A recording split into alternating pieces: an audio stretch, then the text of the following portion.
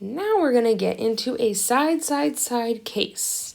I guess the best part about this case is that there are no angles, so you get to pick what formula you want to work with, whether it's the a squared equals b squared plus c squared minus 2bc cosine a, or the one that's b squared or the one that's c squared.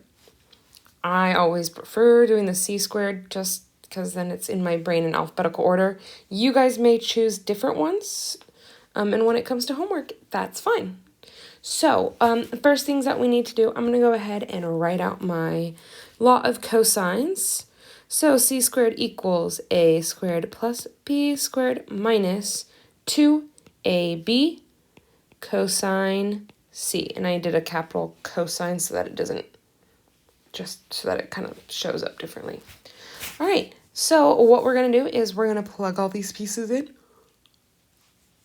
And it's going to take a different turn compared to the last problem. So stick with me on each step. All right, so c squared is 20 squared equals 12 squared, that's a, and b is 27 squared minus 2, 12, 27.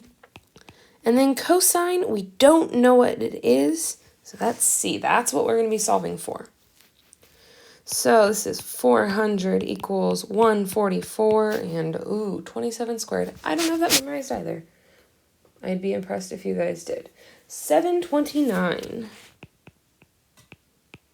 minus 2 times 12 times 27. That's 27 times 24, and that's 648 cosine c.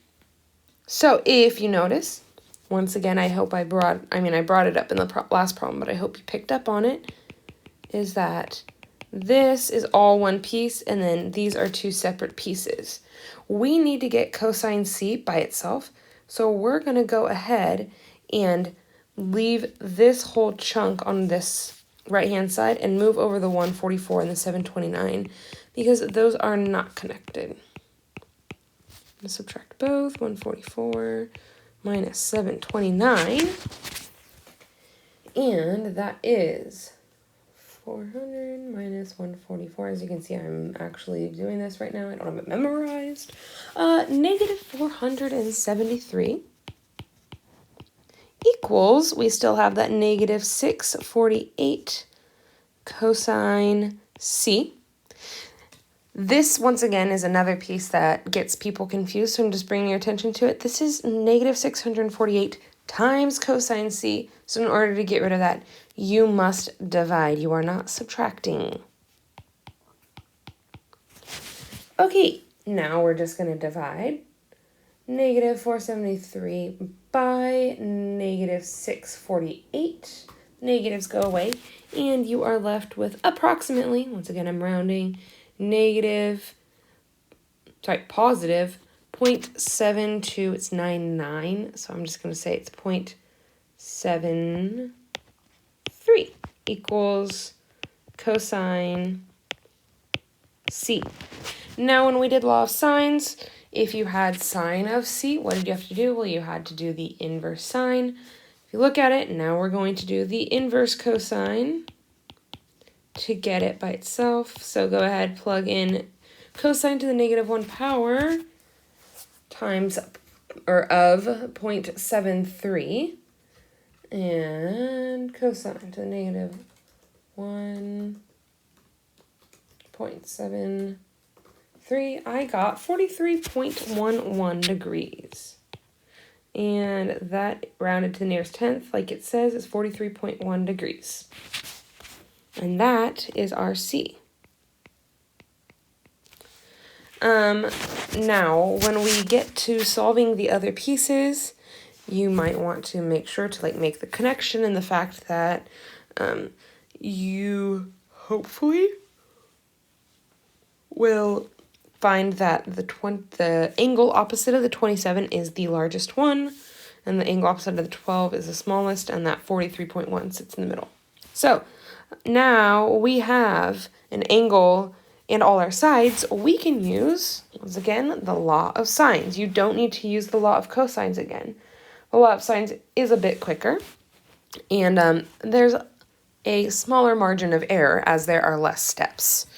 So I've got sine of 43.1 over 20 equals sine A over 12. We'll do that one.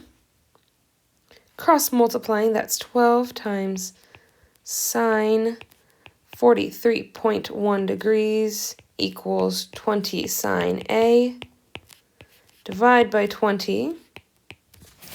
And plug that into your calculator. Once again, I'm going to remind you to do 12 sine 43.1 and then divide it by 20.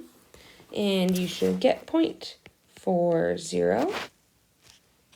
And that's 4099. So that's actually going to be 0.41 equals sine A. Take the inverse of sine A, or sine. Plug in this left-hand piece of sine to the negative 1 power of 0.41. And that is 24.2. A equals 24.2 degrees.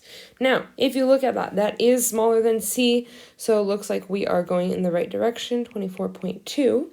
Now we have two angles. What can we do? Whoa, hold on. My computer's freaking out. What can we do? We can take those angles and subtract them from 180. So, 180 minus 43.1 minus 24.2 equals, let me plug that in, 180 minus 43.1 minus 24.2, 112.7 degrees, and that logically makes sense. That is a very large angle, and that is angle B. And now you guys have solved every piece in this triangle. Also, if you guys look at this example in your textbook, the textbook actually went a different route, and yet we end up with the same answer. So that's proof that it works. So no matter what angle you happen to pick, your book chose to find angle B first. We found it last, but yet they still got 24.2, 112.7, and 43.1, and that is what we got. So once again, there's multiple ways to do it. But you should only get one correct answer.